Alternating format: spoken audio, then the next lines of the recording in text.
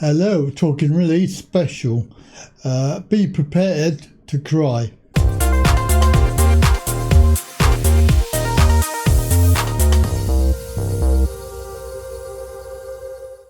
So today's episode is all about an incident that happened in the Houses of Parliament on the 25th. An MP who has shamed the DWP by reading out names of people who died struggling with the benefit system. The story is in the Metro, and the article there, as you can see, came out on Tuesday the 25th of this year, and it's a story that's going to make you cry. An MP fought back tears as she read out names of people who have died after experiencing difficulties with the benefit system. Labour's Debbie Abrahams spent almost 3 minutes reading out more than 20 names of those affected, and referred to how some died after taking his or her own life after being found fit for work or through illness after losing their benefits. At one stage, colleagues intervened to give Miss Abrahams time to compose herself and finish the list. Leading a Commons debate on the death of people on social security benefits since 2014, Miss Abrahams told MPs, "These are people's family members and we are failing them. We're absolutely failing them. We mustn't let it continue." She added, "This isn't an exhaustive list, but it shames us all. It shames the government in terms of inaction. I've raised this so many times over the last 5 years, and there's been no change whatsoever." Miss Abrahams accused the DWP of failing to have the right systems in place to learn from deaths linked to benefit issues. Bear in mind what the MP said, that there's no link. Asking, "Do not feel ashamed." She also said, "It's a scandal. These are British citizens who are dying as a result of policies implemented by this government. Everybody should be taking note." Miss Abraham said that she had asked for a full independent inquiry and wants a response by the end of the week, noting, "This is too serious to be ignored."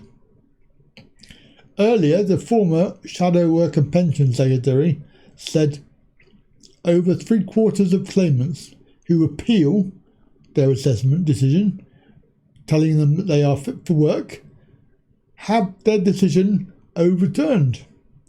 And that's because these people are poorly people. She went on, peer-reviewed research published by the Journal of Epidemiology and Community Health estimated that between 2010 and 2013, WCA work capability assessments was independently associated with an additional 590 suicides, 280,000 cases of self-reported mental health problems, and 725,000 additional antidepressant scripts.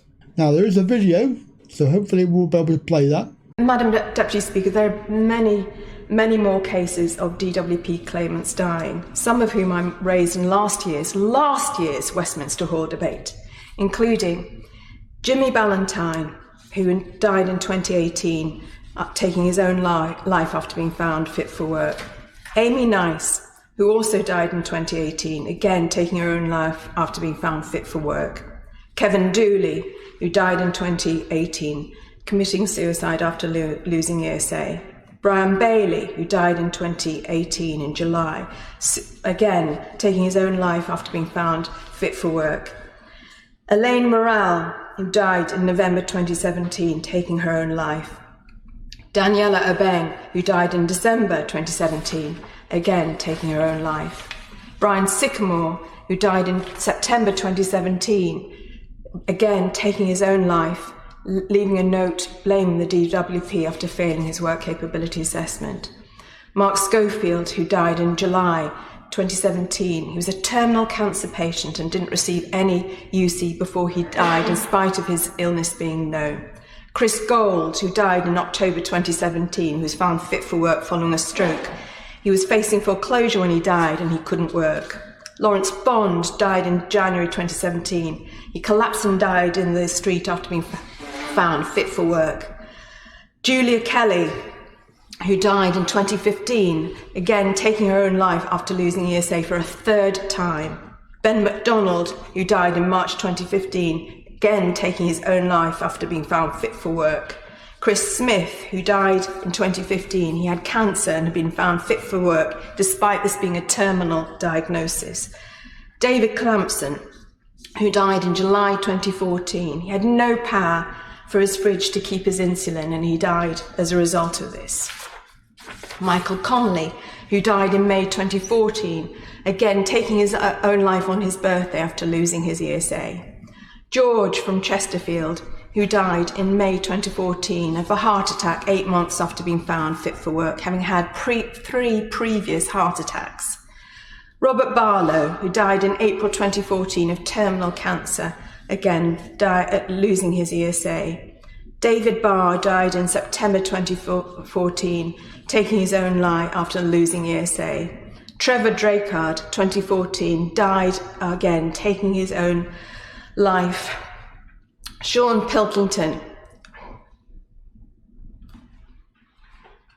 Ready to play? So as you can see, quite emotional at the end when she sat down, having to sit down because of the gravity of the situation. So I'm going to end this story with the response, and this comes from Work and Pensions Minister Justin Tomlinson. Day in, day out, DWP as a department interacts with many people, around 20 million each year, and a number of these are some of the most vulnerable in our society.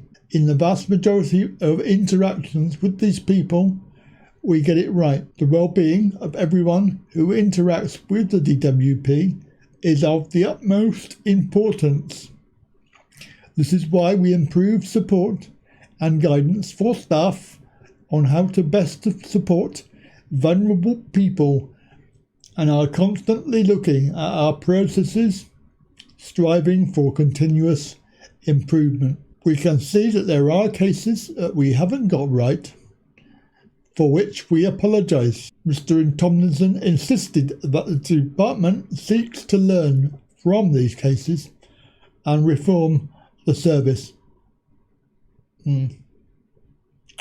I think it's another false statement of promise, because they keep on promising and they don't deliver. Anyway, on that very sad note, have a good day and bye for now.